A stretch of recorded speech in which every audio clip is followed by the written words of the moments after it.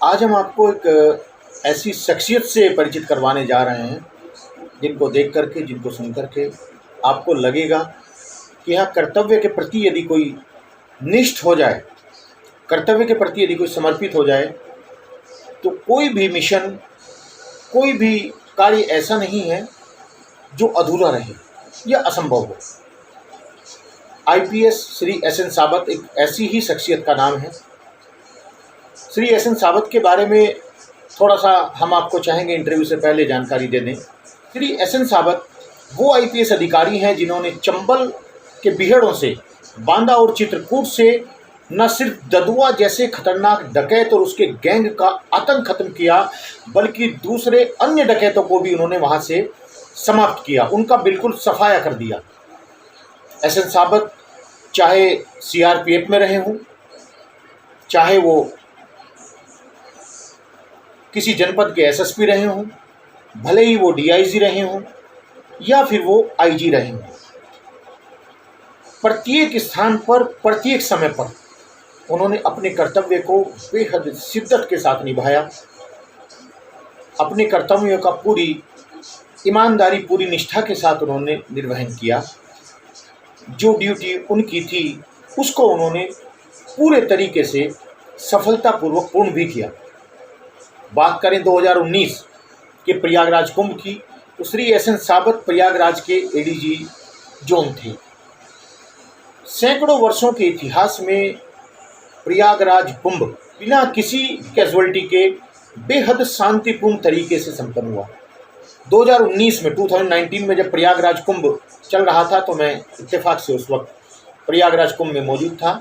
न सिर्फ मौजूद था, बल्कि वहाँ की मैं कवरेज भी कर रहा था। अगर हम बात करें जन समूह की, तो लाखों लोगों का जन समूह किसी भी वक्त वहाँ एकत्र हो जाता था, जिसको नियंत्रित करना बहुत बड़ी बात थी। और एक वक्त तो ऐसा आया जब शाही स्नान होता है, कई अखाड़े एक साथ वहाँ इकट्ठा होते हैं। उस वक्त जब शाही स्नान में सबसे पहले शाही स्नान कौन करेगा, इस बात को लेकर के 4 अखाड़ों में बात ठन गई। मैं मौके पर मौजूद था। ADG zone Prayagraj Shri S N Sabat Kumbh मेला स्थल पर स्वयं कमान संभाल रहे थे। वहां आईजी साहब भी मौजूद थे, डीआईजी साहब भी मौजूद थे, डीएम साहब भी मौजूद थे और कमिश्नर साहब प्रयागराज श्री आशीष गोयल भी मौजूद थे। श्री एस एन साबत साहब ने उस वक्त, जब वहां तनाव बेहद चरम पर था और जो अखाड़े थे वो चिमटे और जो तलवारें होती हैं, नागा साधु लेकर के चलते हैं, वो खिंच गईं। वहाँ किसी भी अधिकारी की बात को मानने से नागा साधुओं ने, उनके अखाड़ों ने, जो 4 अखाड़े थे, उनको न सिर्फ इनकार कर दिया, बल्कि वो बेहद रोद रूप में थे। उस वक्त श्री एस एन साबत, जो कि एडीजी जोन के रूप में कमांड कर रहे थे कुंभ प्रयागराज को, महाकुंभ प्रयागराज को, वो आगे आए। उन्होंने बेहद विनम्र तरीके से, बेहद प्रभावशाली तरीके से न सिर्फ स्थिति को नियंत्रण में किया, बल्कि नागा साधुओं को कर्मशः शाही स्नान के लिए तैयार भी कर लिया। लेकिन जिस वक्त नागा साधु संगम की तरफ बढ़े, तो एक बार फिर उनमें संतोष फैल गया और वो एक साथ जब आगे बढ़ने लगे, तो उस वक्त श्री एस एन साबत ही थे जिन्होंने 4 दिशाओं में, एक तरफ घोड़ों की चेन बनाई, एक तरफ रस्सों की चेन बनाई, एक तरफ पुलिस कर्मियों की मानव श्रृंखला बनाई और चौथी तरफ वो स्वयं मौजूद रहे पुलिस कर्मियों के, सुरक्षा कर्मियों के साथ, और उन्होंने चारों दिशाओं में, चारों अखाड़ों को डाइवर्ट किया। महाकुंभ प्रयागराज 2019 बेहद शांतिपूर्ण तरीके से संपन्न हुआ। इसका बहुत बड़ा श्रेय मेला को कमांड कर रहे एडीजी जोन, तत्कालीन ADG zone Prayagraj Shri S N Sabat को जाता है। तो आइए आज उन्हीं एस एन साबत से हम आपका एक बार फिर परिचय कराते हैं, मुखातिब होते हैं उनसे।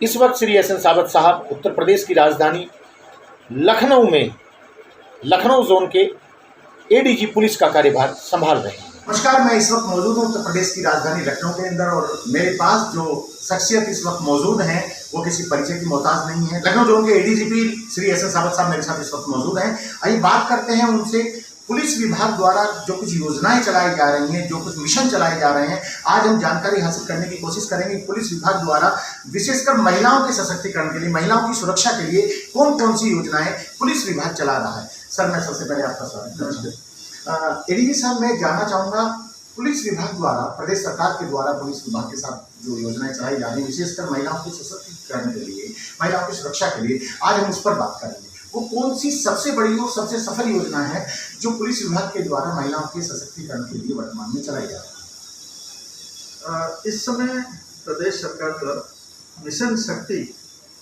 शक्ति नाम एक अभियान चलाया जा रहा है, जो पिछले वर्ष शारदीय नवरात्रि में प्रारंभ हुआ था। प्रथम चरण उसका पिछले अक्टूबर में हुआ था, द्वितीय चरण चैत्र नवरात्रि के समय हुआ था, तृतीय चरण उसका 21 अगस्त से प्रारंभ हुआ है। उसी दौरान इसी वर्ष उसी जो हमारा जो मिशन शक्ति है, मिशन शक्ति के क्रम में पुलिस विभाग एवं उत्तर प्रदेश सरकार के अन्य 22 अन्य विभाग, ये सभी विभिन्न कार्यक्रम करते हैं। निश्चित रूप से पुलिस उसमें एक महत्वपूर्ण भूमिका रखती है।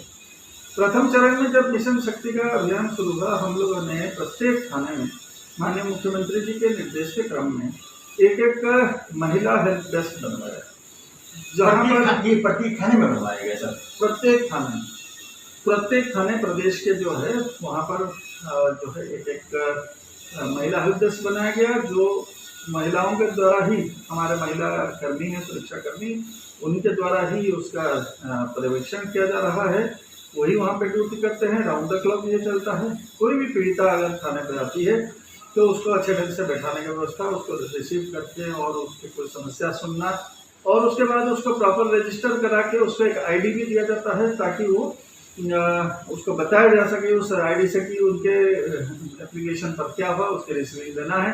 ये सब कार्य किया जाता रहा। जब ये अभियान शुरू हुआ, उसका सबसे पहले ये था कि विभिन्न जगह पर लोगों के पास जाकर महिलाओं को एड्रेस भी करना और महिलाओं को अपना अधिकार के बारे में सचेत करना, पुलिस विभाग में क्या क्या हेल्पलाइन है उसके संबंध में उनको जागरूक करना, जैसे कि 112 है, 1090 है, 102 है, इस प्रकार सभी प्रकार हेल्पलाइन के बाद उनको अवगत कराना। इसके लिए सर कोई स्पेशल, इससे पहले मिशन शक्ति जब आरंभ हुआ, इससे पहले इसके दौरान कोई जागरूकता अभियान भी पुलिस के द्वारा चलाया गया महिलाओं को, ताकि उनको जानकारी हो, प्रॉपर जानकारी हो कि किस तरीके से वो सहायता प्राप्त कर सकती हैं?